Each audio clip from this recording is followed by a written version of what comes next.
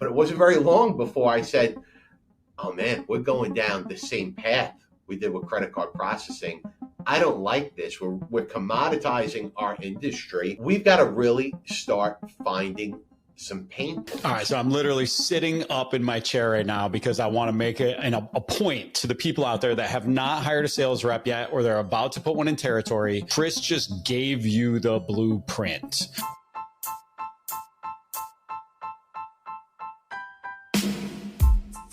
Welcome to Payrollin', the show where you will learn how to operate and grow your payroll business from the most dynamic minds in the business.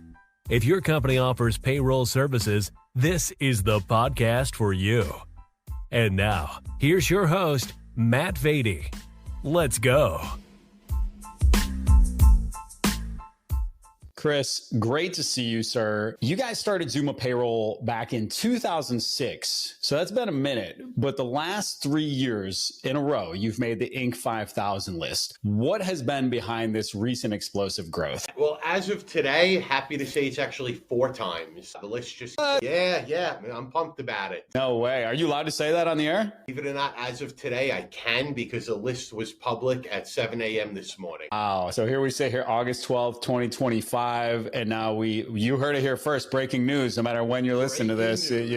Congratulations. That's such an incredible honor, man. Bud. You know what? The last 5 years have been really explosive since COVID. We've been very, very fortunate. You know, I would say that everything changed right before COVID, when we kind of got into the construction niche, literally just before COVID. But you know, the truth is, we've been in business since 2006, but the name of the company is Zuma Payroll and Processing. And the reason for that is we started actually as a credit card processing company. We didn't do payroll until 2012. We started that line of services in 2012, and then really kind of took us a few years to learn what we were doing. COVID hit, and we came out of COVID just with a lot of things lined up. The right people, the right tenacity, the right time, a little bit of luck, probably a lot of luck sprinkled in there. And, you know, being in New York, it's a great market to be in. Yeah, it's been a ride. It's been a ride for sure. That's amazing. Congrats again. So you guys, so let's unpack this a little bit. So pre-COVID, all of a sudden you go into the construction niche. Why then? What caused that? And what has that done for the business since focusing on a singular niche? So today, you know, it's not all we focus on, but it's a big part of our focus. We've got a second dedicated division in the company called Zuma Payroll for Contractors. What basically happened was, again, a lot of timing and execution at the right time. So a few years ago, their Benefit Mall was purchased by ADP. I'm sure everyone kind of remembers that. Part of Benefit Mall, they had a little niche themselves of the original DSI employees, which were people that only worked in that heavy construction area. So job costing, union benefit calcs, union remittance, things like that. Well, when ADP bought Benefit Mall, it kind of left a hole in the market. And a lot of contractors here in New York or the tri-state area realized that ADP was not going to be able to fulfill the needs that they had.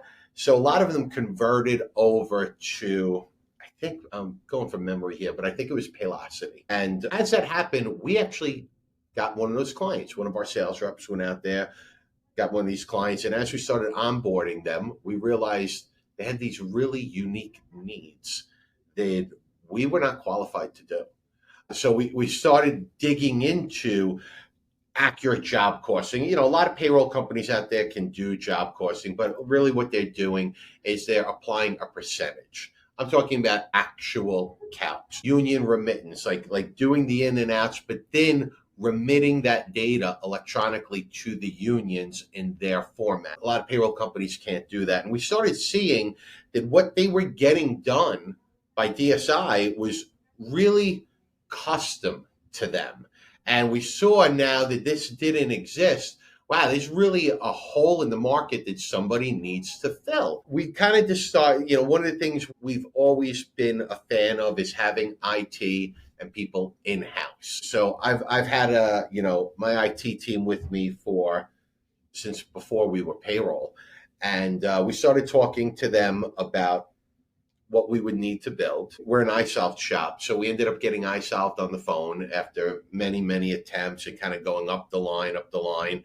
We eventually got a head programmer on the phone. We told them how we needed to build out what we needed, and they looked at us and they said, iSolved's not going to be able to do this. And we're like, what do you mean? They said, the calcs that you're asking for are like contrary to basic payroll calculations. We would have to go back so far back in the code to make this happen. It's not going to happen. So we hung up the phone like really disappointed. Like, man, there's this niche market out there and we're not going to be able to do it. And all these clients are with Paylocity now because they've all transferred over and they're not getting what they need. So I'm like, wow, they're going to be able to do this before we are. And my IT guy, Dave, he looks at me and he goes, no, based on what I just heard, they're not going to be able to do it either. They just may not know they can't do it yet. So they're still sending out letters to all these clients that transferred over saying, hey, we're working on it. We'll get there. We're going to, it's top of mind for us. And, because they were getting a lot of complaints. So I said, Dave, are you telling me that we've discovered that they may not be able to get this product over the finish line? He's like, if what we were just told is true, they haven't realized yet they're not going to be able to do this in their current software. Anything can be done outside.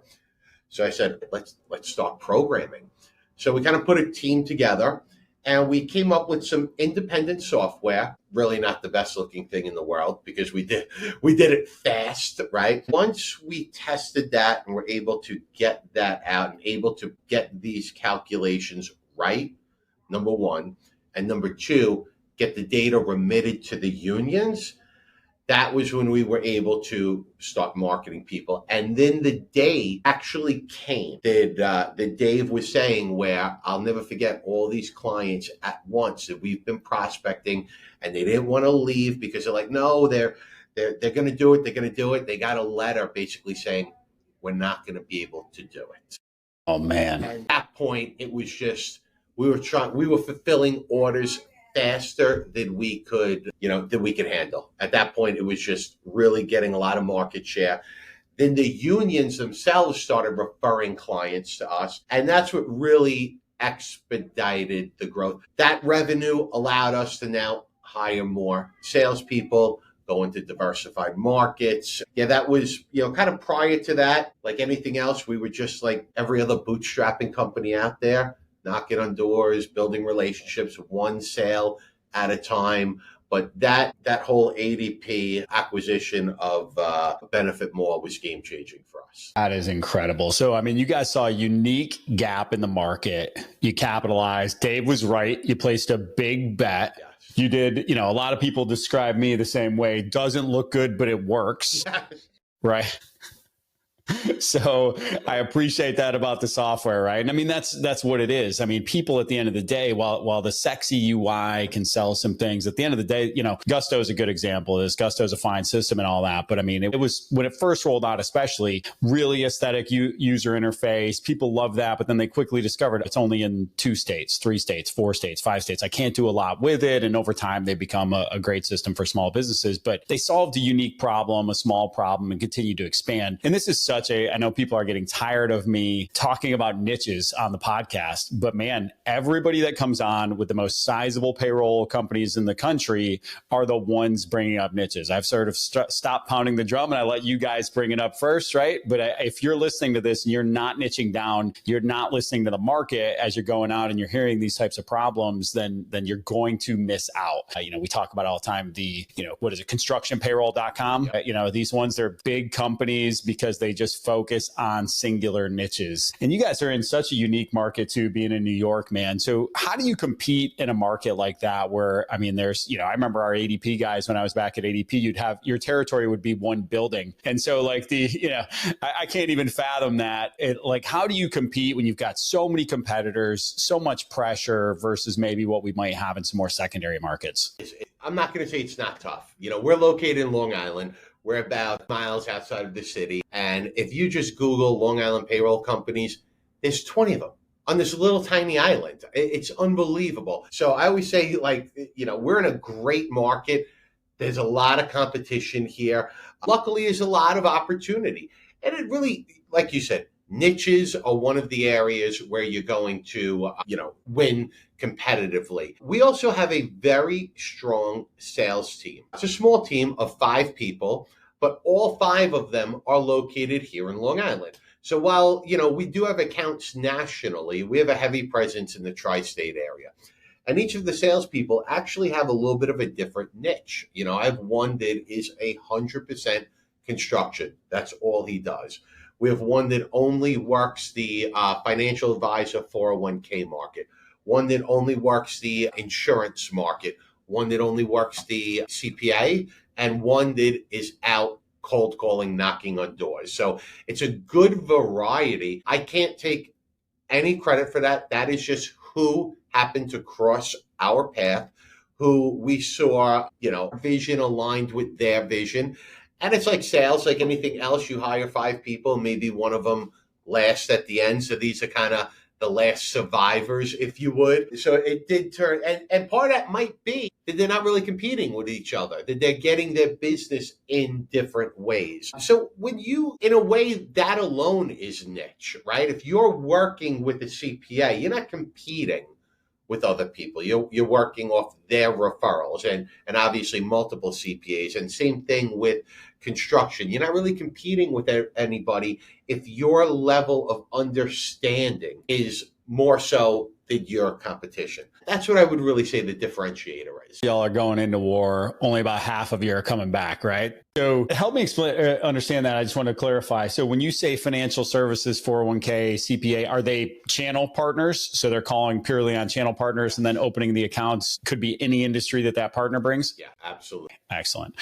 As much as I would love for them to diversify, believe me, I do, they don't. Human nature. They're going to go with what works for them, path of least resistance. So believe me, it's got its good and it's got its bad, right? Because the bad is when that CPA or that partner is dry, your pipeline's a little dry. The things you and I have talked about, we were at an IPPA conference before. I remember this explicitly. You said, there was a point in time where all of a sudden you stopped caring about price. And so you stopped competing on price. You did not come off your price. I don't recall it entirely, but I think you even said maybe you don't discount anymore and you guys just stuck to it. Talk to me a little bit about that and how you guys compete when it comes to value versus price. That is a great point. And that's exactly what has happened. That started on our construction side. We kind of changed mindsets, if you would. I talked about that a lot at the IPPA, where the early days we were going to these partners and really just begging for business. When we're prospecting, just like the ADP rep, just like the Paychex rep, let me see your invoice. I can save 30%. We came from the credit card processing industry. And the reason we got out of that industry was we called it the race to zero. You would sell somebody a credit card processing machine, no real value there. The machine works, they swipe the card, the money went into the bank. That's it. There's no real relationship. Well, next week, the next guy knocks on the door and they say, we'll do the same machine for 25 basis points less. And then you go back and go, we'll do it for 25 less to them. And you're just racing down to zero. And I hated the business. I absolutely hated it. And that's why we sold that business off and decided to get into payroll. Well, in the early days of payroll, that was the only way we knew how to sell. We weren't from the payroll world. So we went out and we applied our merchant credit card processing skills to payroll, which was, let me see your invoice. How much can I beat it by? And, in the early stages, it works. It works. We got some deals. That's how a lot of people sell. But it wasn't very long before I said, oh man, we're going down the same path we did with credit card processing. I don't like this. We're commoditizing our industry. We've got to really start finding some pain points. We've got to really start selling solutions. And we took some sales training. Part of it was Sandler sales training. That helped us a lot. We invested in some other training, and we invested in kind of a lot of reading, a lot of material, and knowing that we had to change the way we were going to think. That people were buying on price because we were selling on price. That's it. That's the only reason they're buying on price. And then we started thinking, how many times do we go out and we make purchases Do we do it 100% on the cheapest product? No. So we started really looking at our sales process and turning it from more of getting a referral, going in and just blowing out a discount, to getting the referral, setting up a consultation and seeing where their pain points were. You're being referred to me. Why are you being referred to me? If you're being referred to me, you probably have pain. What's going on? Really digging into that pain, getting that to the surface, and then not being afraid to say, not really a good fit. We don't do that.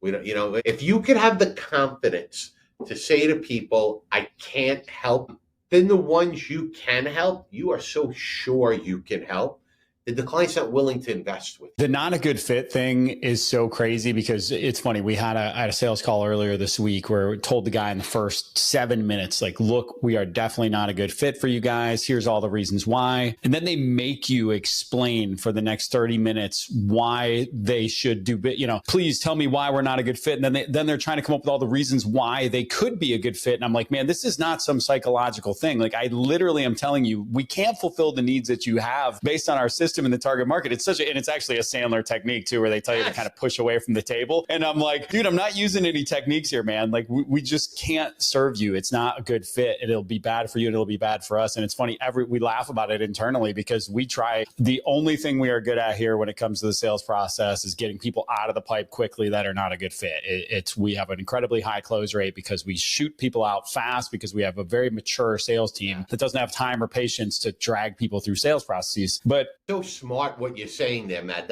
That's so smart because I would rather have less of a better quality client, a relationship that's mutually beneficial. We're glad you're a client of ours and you see value in us. Sales leaders, what you have to think about there is what happens is the reason people drag bad prospects through a pipeline is because of pressure from sales leadership. They have to have Salesforce.com filled with deals. And so therefore they want all this stuff in there and they keep dragging them along. But if you're focused on the leading indicators, hey, did they set enough appointments? Have they been doing the activities that get in front of people, and then maybe they're not pushing that many people through, okay, that's a decent pipeline. But if they're not setting on the front end, then you've got a problem, or they're not getting in front of enough people. But you can't get mad at people for not closing enough deals if they're closing the ones that are good fit prospects for what you do. And that's, again, that comes with maturity, that comes with time. And it's, one of those things, early stage reps, guys in their 20s are really just trying to drag everybody along. And quite frankly, they don't know who's a bad fit and who's a good fit because they don't know what the heck they're talking about. And that's just a byproduct of being a young cat. But you talked about a couple of things in there. There's so many ways as you talk. We can go here. I did have a note though. I know I've mentioned this on here before, but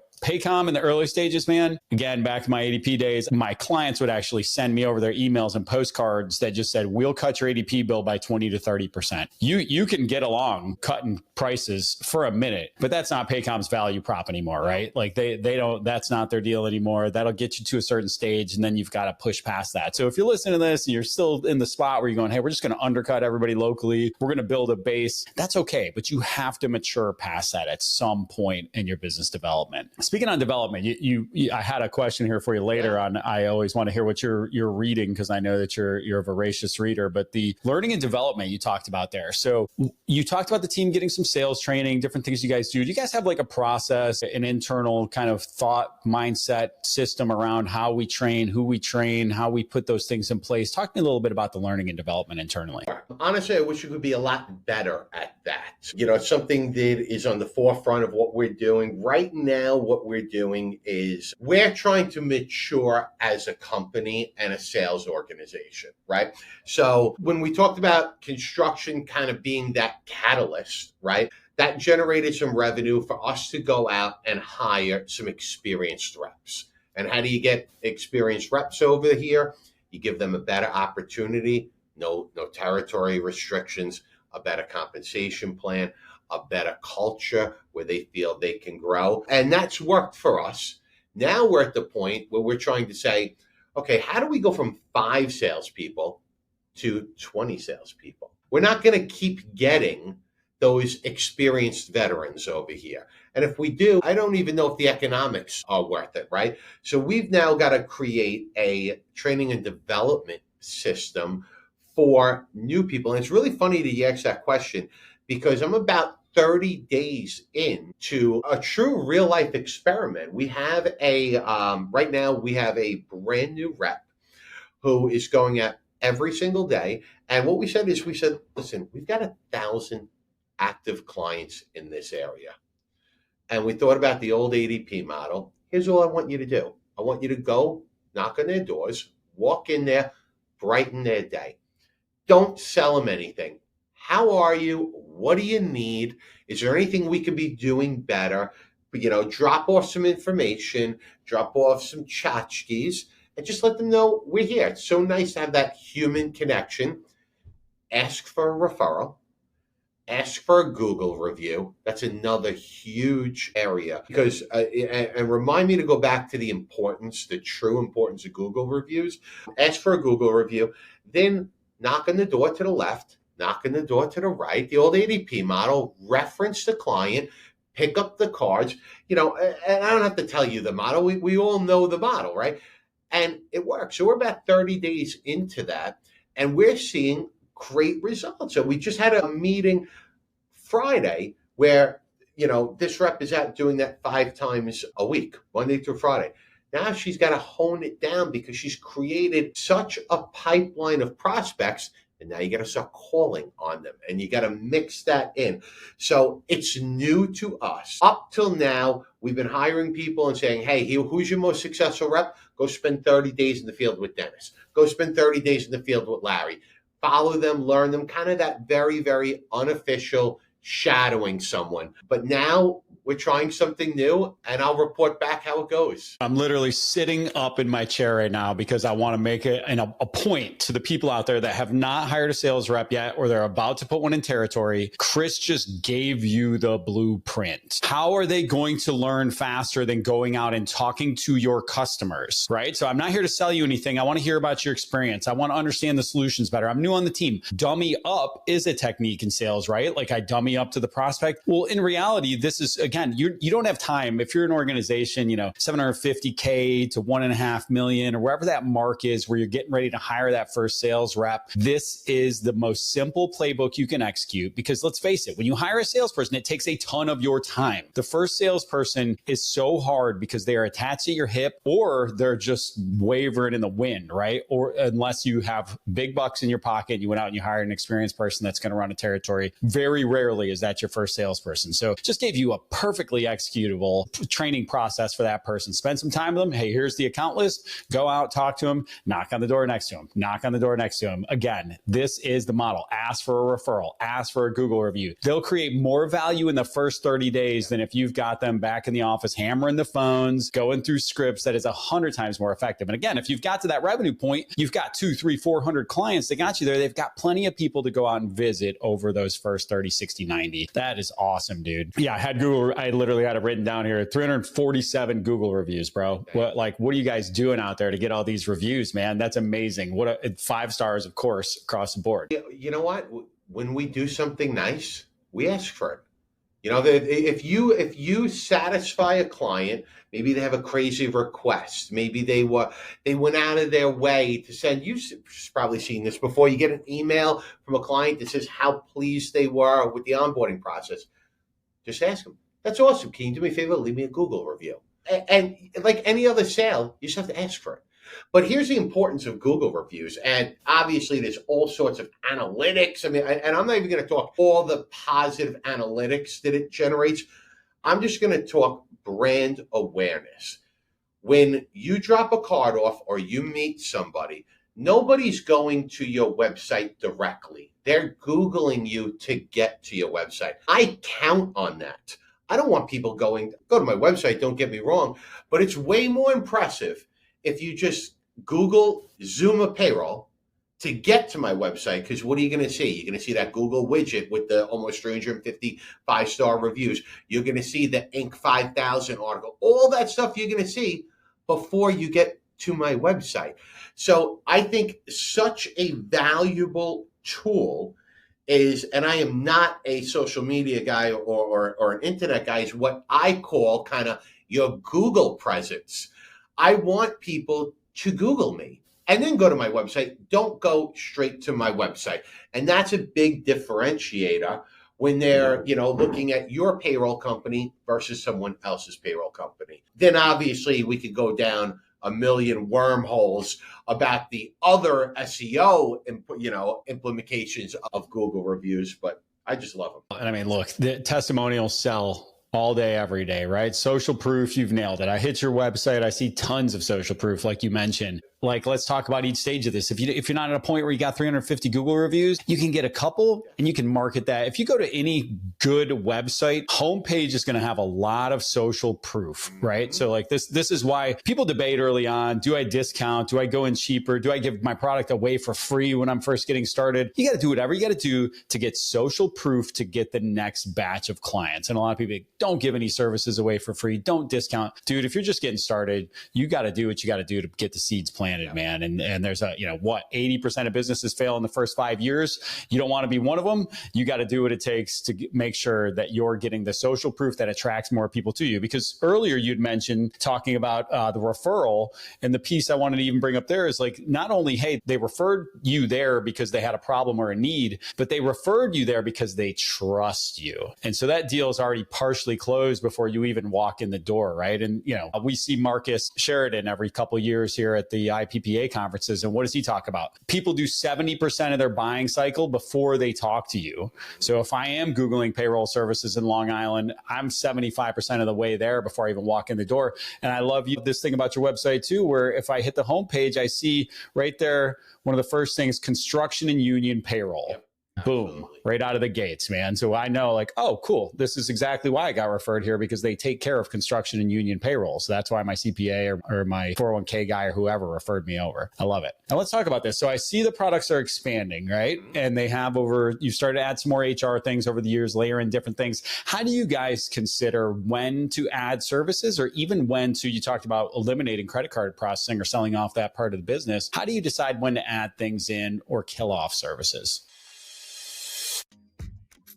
I talk to founders in the payroll, HR, and accounting industry every single day, and they all tell me they need more of one thing. It's not more money. It's not more AI tools. It's more time.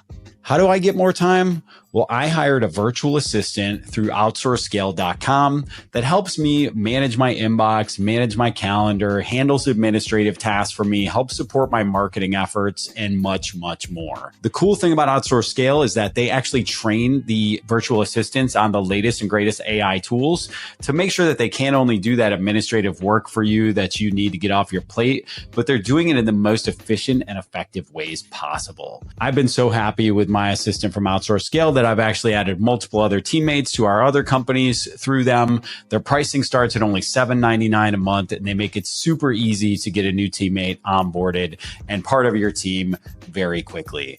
Check them out today at outsourcescale.com.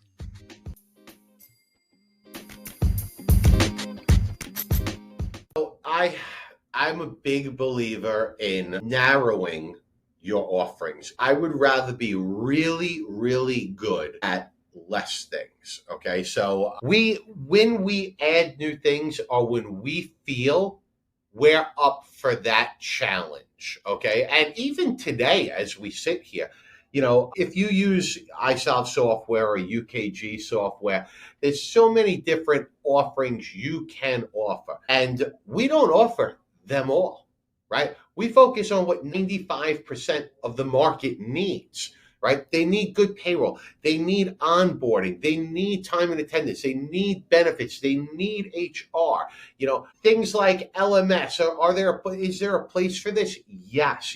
Or applicant tracking. They are things that we do, but don't necessarily focus on. We have a client that needs that solution. We can offer that solution. I find that's a dangerous road to go down, is just that wide variety of offerings. Again, this industry is shifting from payroll to HCM. We all know that. But we need to be really, really good at the core competencies, right? And we've had a lot of growth really, really quickly. So the only way to really survive that growth, keep your Google reviews where they are, keep the revenue where it is, not drink out of the fire hose, right? That's a big expression. I feel like I'm drinking out of the fire hose. Why? just back up a little bit and don't go in aggressively. So when we were in the credit card business, the reason we got rid of that is we didn't like the business, anymore. We decided to go into payroll, and it wasn't just done overnight. Next time you're at the IPPA and Elise is there, ask her how she found out we were in the payroll business, right? And here's how she found out. We did a lot of research. I did a lot of reading on it. She came in one day to work and there was a second phone on her desk. And if this is not just any entrepreneur, this is how entrepreneurs do things. And she said, "What is that?" I said, "If it rings, answer it, Zuma Payroll, put them on hold and come get me." And she looked at me, she goes, "What?" Yeah, so you have to take action, right? That's what entrepreneurs do, is they take action. But it's very easy to take action and then let things get away with you. You have to.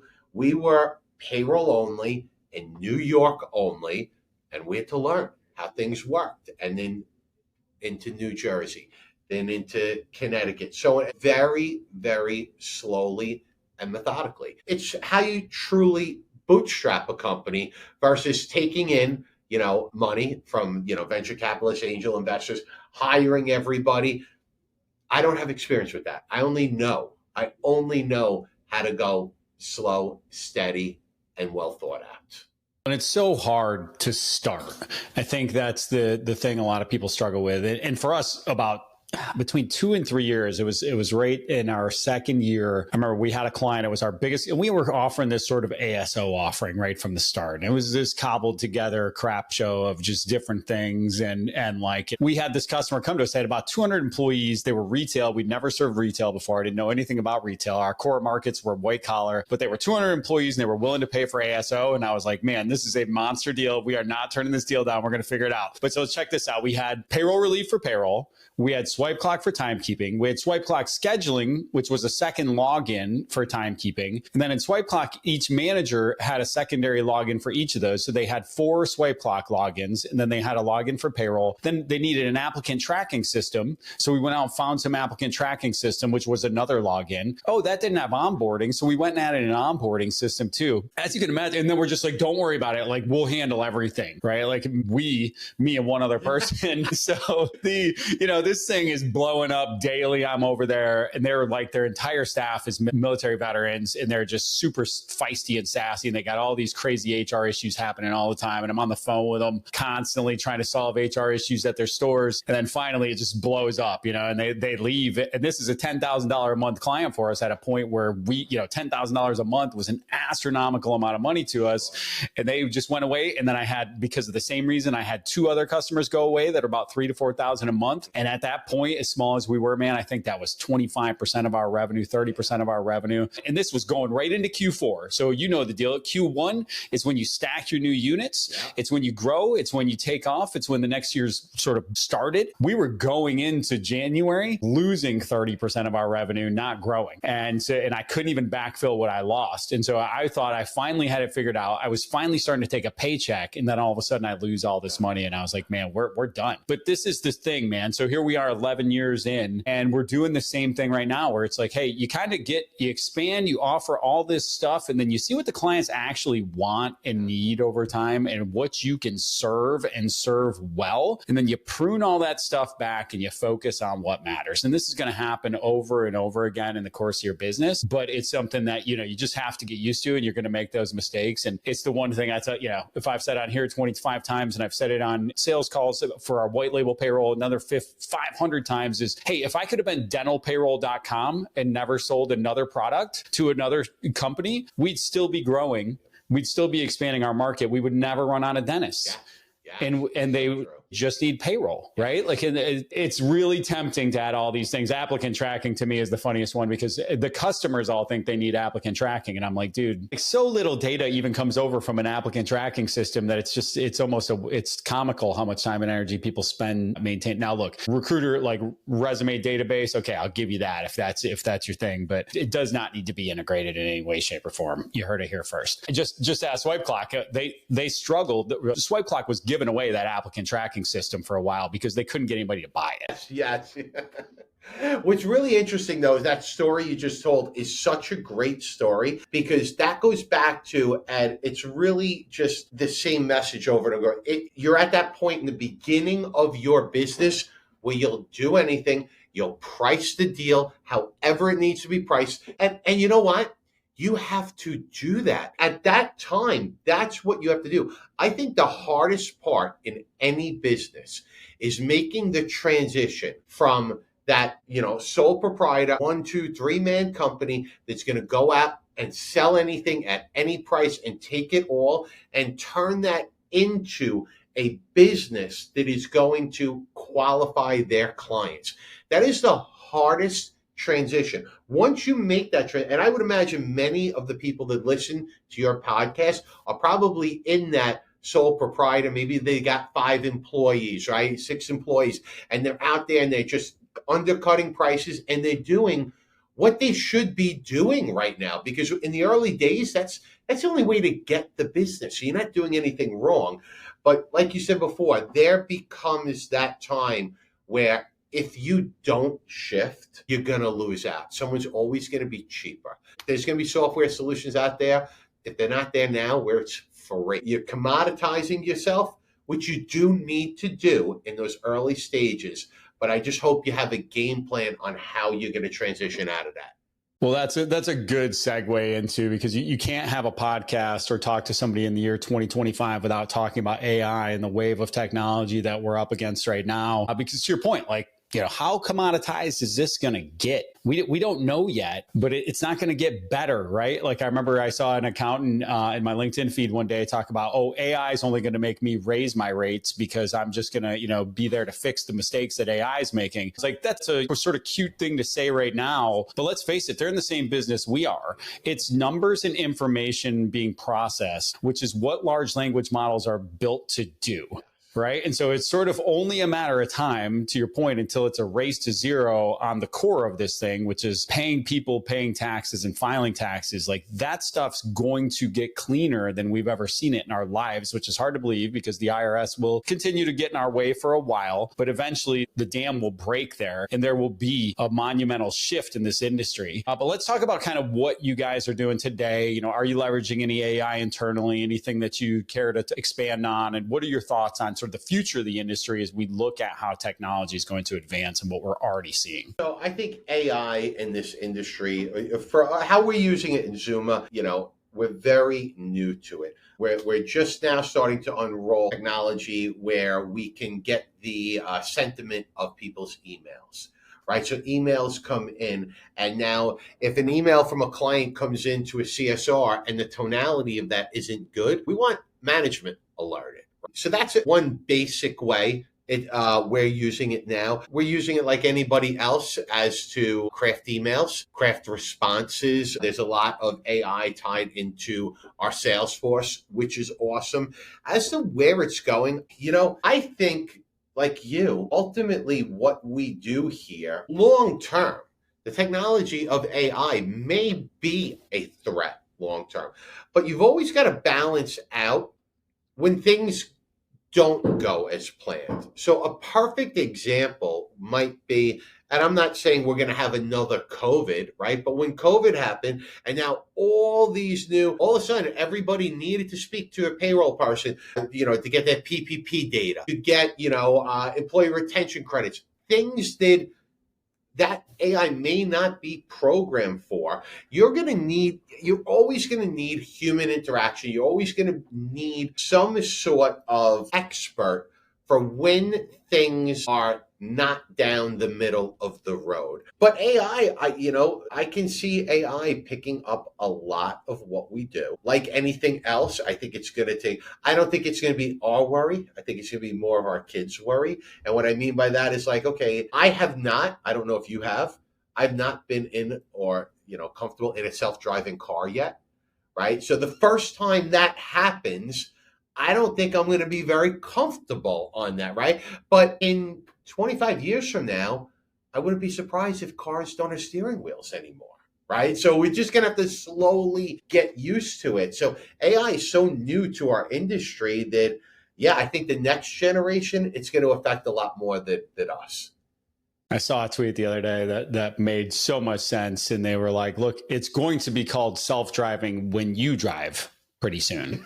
I was like, oh, yeah, that actually makes a lot of sense. So I have a self-driving car. So I have a Tesla. And when I brought it home, I don't pay for full self-driving anymore, but it stays in the lane. It will slow down, speed up based on the car in front of me. It will not leave the lane that it's in. But when I bought it and I brought it home from the dealership, I got 30, 60, 90 free day trial of full self-driving. And it drove me from Charlotte to Columbia, which is about an hour and a half. And I probably drove less than 5% of that trip. Cool. It was changing lanes. It was passing people. And it's got so many cameras around. Honestly, dude, like after a little while, you go, this is safer than me driving. It's got eyes everywhere. At that point, we know technology, it's going to eliminate the human error to things, right?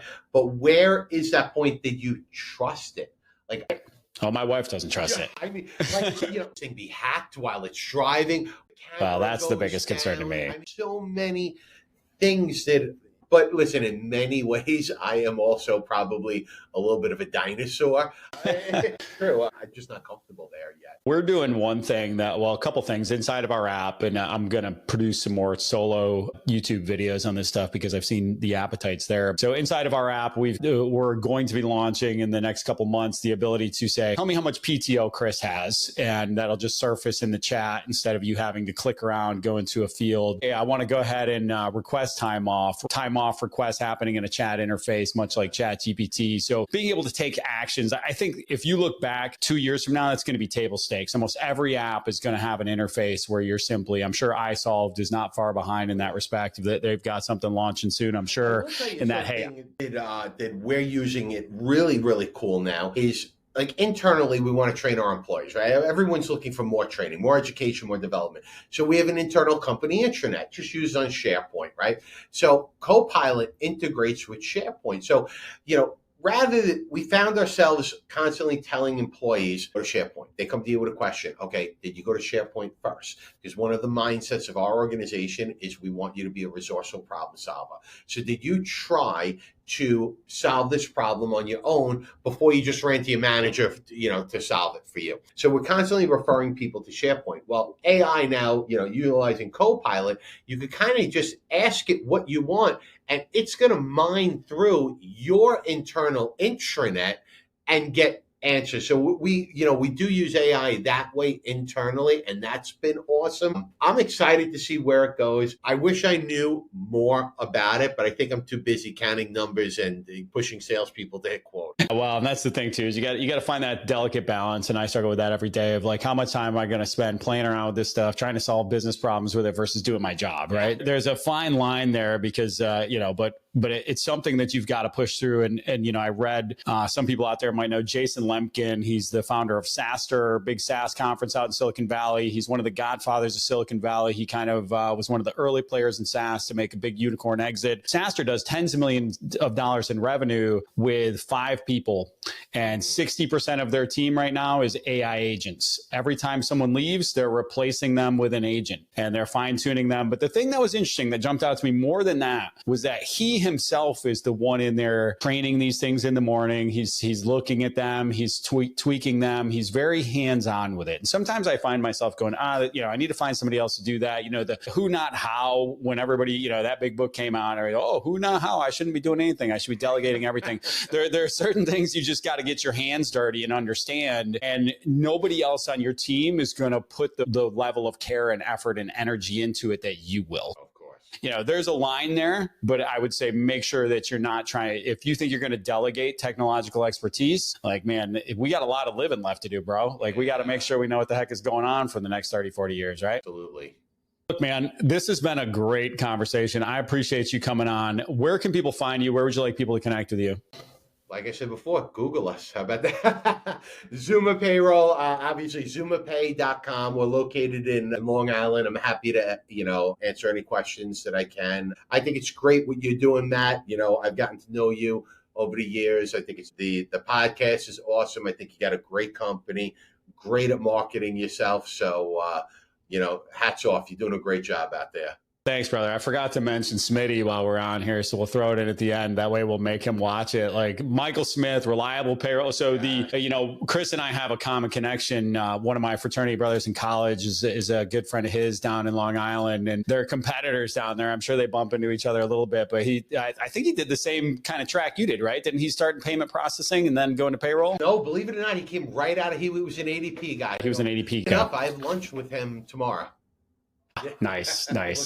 Well, tell him I said, hey. We'll talk to you soon, brother. I appreciate you. Catch you later, Matt. Bye. If you enjoyed that episode, please share it with someone else you know who might enjoy it and learn from this. And also, please rate us 5 stars on your favorite podcast player. We really appreciate you taking the time to listen. And also, don't hesitate to reach out with other topics you'd like to hear more about. Thanks so much.